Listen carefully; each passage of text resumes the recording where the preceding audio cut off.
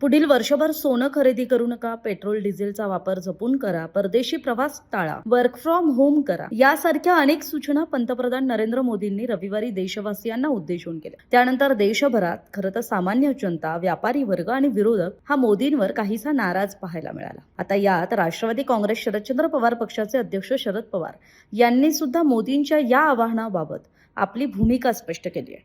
Social मीडियावर post share करत पवारांनी म्हटलंय, मध्य पूर्वेतील अस्थिर आणि युद्धजन्य परिस्थितीच्या पार्श्वभूमीवर देशाचे प्रधानमंत्री नरेंद्रजी मोदी यांनी 2 दिवसांपूर्वी काही घोषणा केल्या.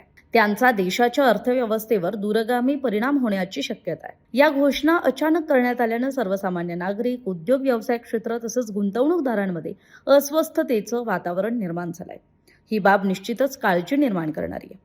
या विषयाचं गांभीर्य लक्षात घेऊन प्रधानमंत्र्यांनी स्वतःच्या अध्यक्षतेखाली सर्वपक्षीय बैठक आयोजित करावी. राष्ट्रीय हिताच्या प्रश्नांवर सर्वपक्षीय नेत्यांना विश्वासात घेऊन निर्णय प्रक्रिया राबवणं देशहितासाठी अत्यंत आवश्यक आहे.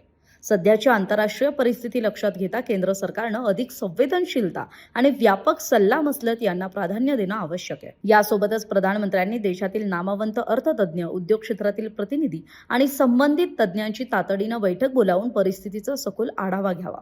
पुढील धोरणांबाबत व्यापक विचारविनिमय करावा. देशातील जनतेत विश्वास आणि स्थैर्य निर्माण करणं यालाच सद्यस्थितीत सरकारचं सर्वोच्च प्राधान्य असलं पाहिजे, अशी आमची ठाम भूमिका आहे, असं शरद पवारांनी आपल्या पोस्टमध्ये म्हटलंय. तरी तुर्तास पंतप्रधान मोदी हे परदेश दौऱ्यावर आहेत. एकीकडे जनतेला परदेश प्रवास टाळण्याचं आवाहन करायचं आणि दुसरीकडे मोदी स्वतः परदेशी दौऱ्यावर गेल्यानं त्यांना सोशल मीडियावर ट्रोल केलं जात आहे. तरी मायदेशी परतल्यावर शरद पवारांनी दिलेल्या सल्ल्यानुसार मोदी सर्वपक्षीय नेत्यांची बैठक घेतात का, हे पाहणं महत्त्वाचं असेल.